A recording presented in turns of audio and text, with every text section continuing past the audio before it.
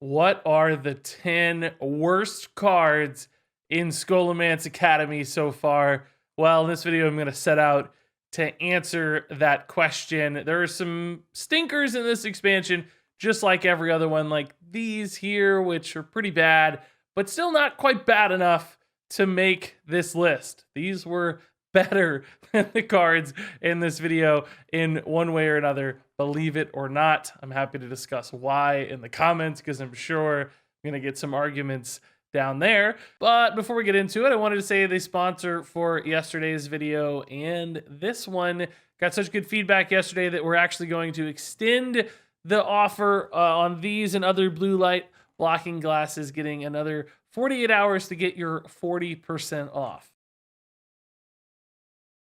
GMG specializes in glasses that can help block blue light emitted from things like your computer screen and your Hearthstone game, which for me, I'm in front of all day, every day. I can never sleep well after I've been in front of a screen, and wearing glasses that reduce some of the blue light emitted can help you fall asleep, reduce eye strain, etc. So if you want to check out these glasses or other blue light blocking glasses in various other styles, check out the link in the description below. 40% off right now for the next 48 hours, which is a really good deal. And you can look almost as cool as yours truly. That said, let's jump into this top 10 list, or I guess bottom 10 list of the worst cards so far. Starting off at number 10, it's Glide. This card was far and away one of the most hyped up, discussed, hated cards I've ever seen in a card reveal season. People said this was going to be the death of Hearthstone, the best card Demon Hunter has access to, etc., etc.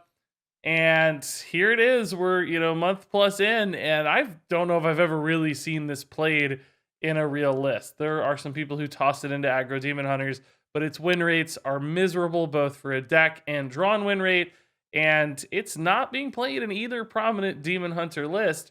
It has fallen so far from expectations versus reality. And I think the reason for that is really just that Demon Hunter has such a good hand reload option already with Skull of Gul'dan. It's a really good way to draw cards in the late game, so Glide's opportunity to refill your hand isn't all that meaningful.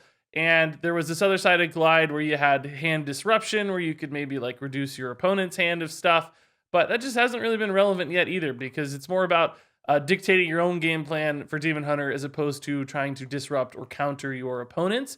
So it feels like Glide just doesn't really do anything at all. Now, I will say with this card and basically every other card in this video, or maybe some of the cards in this video to be safe, there is a chance Glide gets played, right? If there's really prominent combo decks and Demon Hunter slows down a little bit, this could be a great way to reload and disrupt those. It's absolutely a possibility in the future. But so far, right now, Glide just kind of sucks. So next up, man, I can already see the furious comments. You guys are typing away. Regis, how dare you? Because yes, indeed, Mozaki is my number 9 card here. And look, I'm a little bit surprised myself, but I didn't just pick these out of thin air. I went to HS Replay. I checked all the stats on these cards, played win rates, deck win rates, drawn win rates, etc. And Mozaki somehow has pretty terrible numbers. I mean, we're talking low 40% win rates here for this card. Now, yes, I have been Mozaki comboed just like everybody else. There are some lists floating around out there that play Mozaki. This isn't an unplayed card. It's just one that weakens your deck, because it turns out mages that aren't running Mozaki, in other words, typical tempo, small spell mages, of course, Highlander mage, they don't care about, and Turtle Mage as well, they don't care about Mozaki. They have better, more refined, reliable win conditions. So Mozaki just makes your deck worse. And that means right now, again, not a great card. Will Mozaki be good in the future? I absolutely think there's potential metas where Mozaki's awesome. I don't think there's anything fundamentally flawed with this card. But so far, it's actually one of the worst ways to build your deck in Mage, making it one of the worst cards in the expansion so far. Moving on here to Vectus, another legendary that was pretty hyped, and I thought this card was going to be good too, and frankly, I think it still will be. I think this has the highest chance of any card on this video to come out in a future expansion and actually make a playable impact in some deck or another, because it's just a lot of bodies. It's a lot of potential value. So it satisfies both tempo and value concerns. Vectus, it's going to line up at one point or another. But right now, Vectus doesn't make sense in any Hearthstone decks. No prominent meta deck is running this one. Decks that are trying to run Vectus don't work at all based on his win rates. And even in decks that are running him, he doesn't seem like he's a particularly standout card in those game plans either.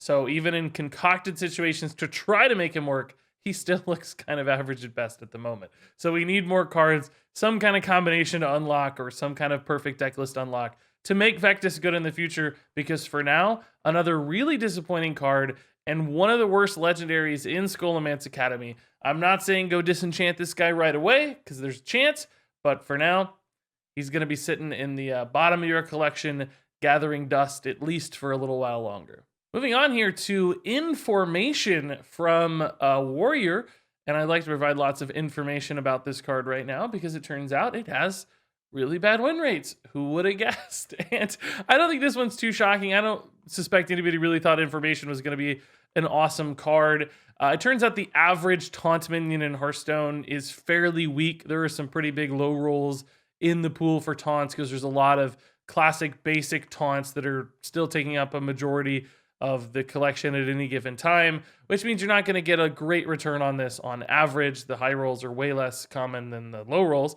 And what that means is like you're spending 2 mana for a value generator that's not really going to generate all that much value. It's pretty average in its return, which makes it a pretty big cost to try to pull this off. Now, I haven't played a lot yet with Taunt Warrior this expansion. We're still moving into that. We've played Taunt Warrior pretty successfully in multiple past expansions. So we're going to give this card a shot, see if we can bail it out with some taunt buff stuff. Like there's maybe a line of play there somewhere. I still have a tiny glimmer of hope for this card, but I do think on average it looks pretty weak, and certainly Warrior hasn't even considered it for any of their deck lists right now. Warrior has a lot of great builds. This isn't even on the radar to be run. There's 50 cards that you'd swap in before this one, so it absolutely doesn't look very good at the moment.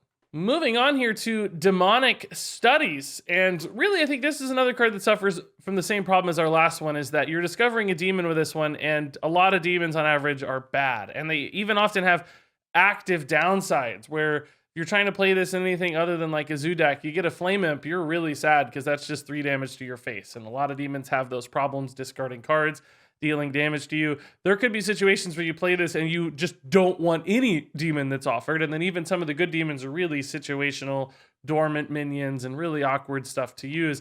So it's just a card quality problem. There's nothing functionally wrong with this card from an efficiency standpoint. We've certainly seen other studies make sense as spellburst activators or ways to discover great cards. Demon Studies just doesn't do that. There's no deck that needs to discover demons right now, so sure enough, this card is one of those that's much, much worse to have in your hand probably than not. Moving on here to Smudge Senior. Hey, one of those neutral taunts. It's pretty bad to get off of information, but actually it's probably not, to be honest. This is one of the better discoverable taunts, but not a taunt that you'd ever want to run in an actual deck list in Hearthstone. And I'll tell you what's up with this card. So many people looked at this and they saw a card that was a 6 mana 5/7 taunt with a death rattle that summoned you a 6 mana 5/7 taunt, but it doesn't summon you anything. It adds it to your hand, which means you have to spend another 6 mana here on a pretty mediocre looking taunt. And that's really the problem, is that very few decks want to spend 12 mana to get 2 average bodies on board. Like, yes, theoretically gives you stuff to do. It's probably great in Arena if I had to guess, just because it gives you more consistent plays. But nobody wants to spend that much mana. There's just run a card tut. It's summoning you 2 taunts and healing you for 6 along the way, right? You don't have to spend 12 mana on your card tut defender. So it just doesn't compare to other options. And again, with things like Hand Buff Warrior, maybe there's some world where having that extra taunt in hand is advantageous, but not realistically, not in real Hearthstone. So Smudge Senior, way too much value here, way too low tempo for a card like this to make much sense. All right, Ancient Voidhound is next, and man, I've never been sadder about any card in any list than this one, because I really, really want this card to be strong.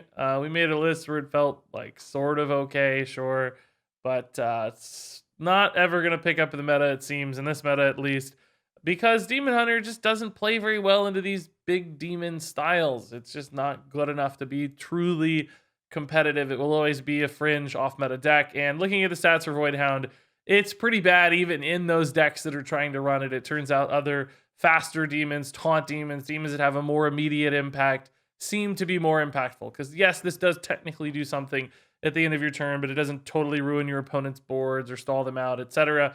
So even when we try to use things like Broom, or if you use the weapon to support this card, it's still not quite strong enough. And I hope that changes, man. I would love to see a big Demon Hunter card work. I'm still shocked this wasn't a dual class card for Demon Hunter and Warlock. It would have been perfect for something like Willow. Stay tuned if you want to hear more about Willow, by the way. So it's fallen in this gap where it doesn't line up. It doesn't make sense for its class. And right now, very sadly, one of the worst cards in the expansion. Moving on to the Divine Rager. A Rager on a worst 10 cards list? That's unheard of. We've never seen this before. Man, the Ragers just can't catch a break.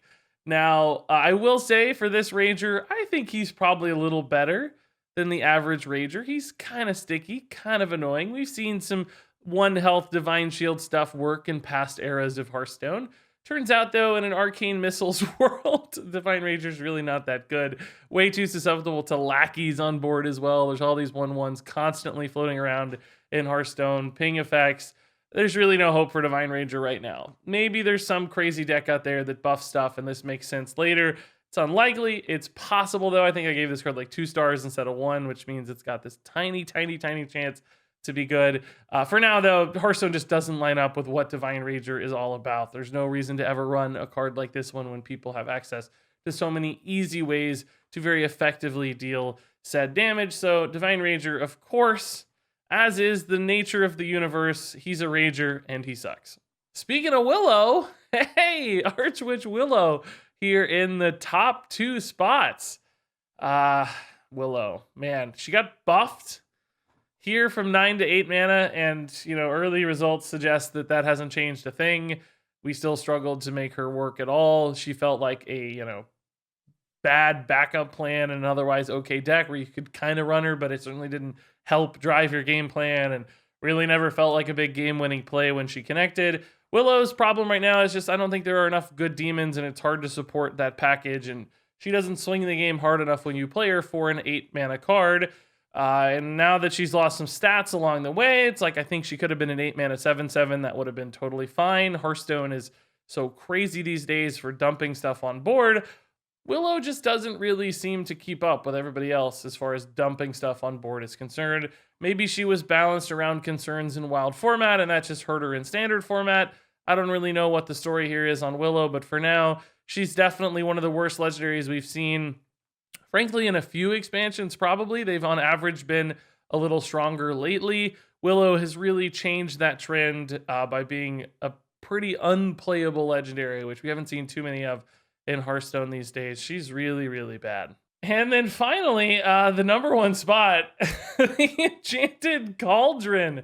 I mean, who even knows this card exists, right? We're going to get to this one eventually for some fun goofing off playtest stuff. See if we can't do something with this and maybe like a trick totem for some crazy chaos. But yeah, it turns out casting a random spell is not very good, particularly if you only get to do it once. There's not any like crazy snowball potential like Trick Totem has. Like, yes, that can backfire, but it can also chain off for like multiple turns and just win you games. Enchanted Cauldron can still backfire, but it never has that ability to go off and just like totally change a game. I mean, even if you play a big 6 or 7 mana spell, sometimes those backfire. Sometimes they do things you don't want them to do. So you have to be really careful about concocting the right cost spell, the right situation. And then do you have time to do all that? Like you're running this really bad card you have to draw. It's a 3 mana 1/6, which isn't very exciting on its own. So all in all, I mean, clearly a lot of fundamental issues with this card, and the data suggests it's pretty far and away the worst right now in Hearthstone. Anybody who tries to make this work is not succeeding, which, by the way, challenge accepted. Let's go. We're gonna try our very best in the near future, I'm sure. But for now, maybe no surprise, maybe not very noteworthy either, but sure enough, Enchanted Cauldron looks to me to be the worst card in Scholomance Academy. And there you go, folks. That wraps it up for the 10 worst cards. Now, I know some of you are furious right now, and you've played one of these cards and you won 3 games with it, and it's the best card in history. I get it. I'm with you, frankly. Like, some of these cards might be good someday. Maybe there's a hidden list out there. I'm not attacking the raw characteristical nature of these. I'm not saying they're fundamentally terrible. I'm saying right now the data says they're not working in the current Hearthstone world. If you want to argue with that, go argue the data. That said, there were still some subjective decisions made on this list. So if you think there were some cards that deserve to be on here, whether the data supports it or not, please feel free to share those thoughts in the comments below. What cards have you found out that failed miserably against your expectations or just feel terrible to play? Always curious to hear that. And before I go, I'd like to thank our sponsor for this video, GMG Performance, one last time. Be sure to check that link in the description for 40% off the next 48 hours. You can look awfully good, just like your boy Regis. But until then, thanks as always for watching. And until next time, game on.